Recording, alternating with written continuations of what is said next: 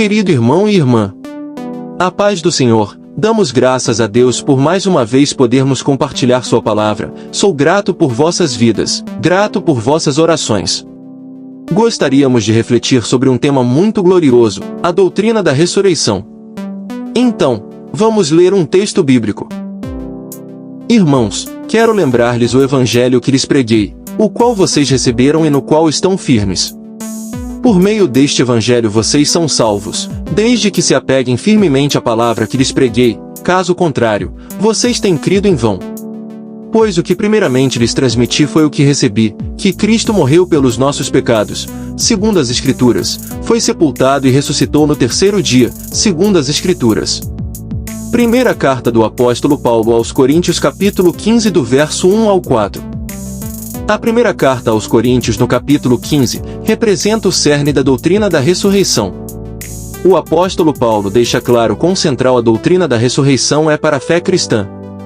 O argumento paulino se desenvolve em 4 estágios. Primeiro, dos versos 1 ao 11, Paulo inclui a ressurreição de Cristo entre os fundamentos do Evangelho e resume os eventos que o levaram ao apostolado.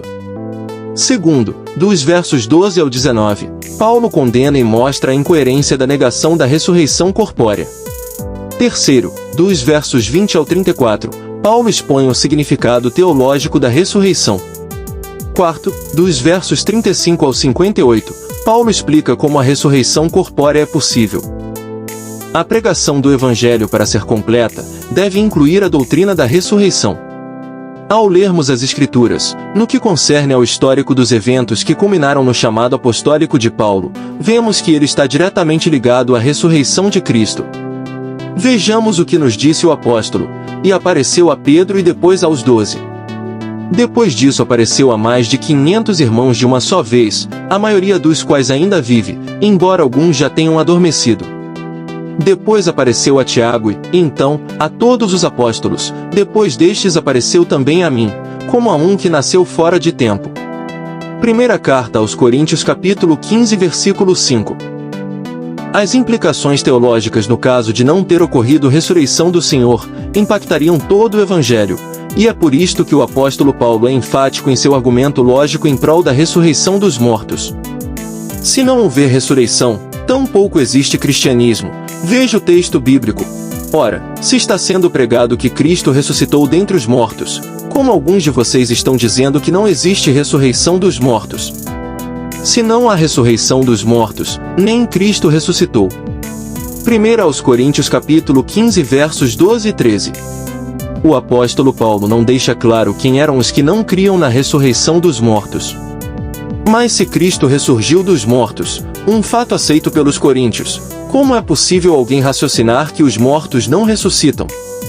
A posição dos coríntios era contraditória, pois reconhecia a ressurreição de Cristo, mas negava a ressurreição dos mortos. Então, na parte final de nossa reflexão, queremos mostrar a conexão entre a ressurreição e a vida prática do cristão. E é exatamente isto que o apóstolo Paulo trata de argumentar em sua carta aos Coríntios. Também nós, por que estamos nos expondo a perigos o tempo todo? Todos os dias enfrento a morte, irmãos, isso digo pelo orgulho que tenho de vocês em Cristo Jesus, nosso Senhor. Se foi por meras razões humanas que lutei com feras em Éfeso, que ganhei com isso? Primeira carta aos Coríntios capítulo 15 versículos 30 e 32. A vida perigosa de Paulo não faria sentido se os mortos não ressuscitam e se Cristo não houvera ressuscitado dentre os mortos. Sua crença na ressurreição inspirou e capacitou Paulo a viver da maneira como viveu. A conexão entre a crença na ressurreição e a prática da vida é inevitável. Veja a citação do apóstolo Paulo: se os mortos não ressuscitam, comamos e bebamos, porque amanhã morreremos. 1 Coríntios capítulo 15 e o versículo 32. O hedonismo é o resultado lógico da negação da ressurreição dos mortos. A origem da expressão comamos e bebamos que amanhã morreremos, foi o cerco de Jerusalém pelos assírios em 701 a.C.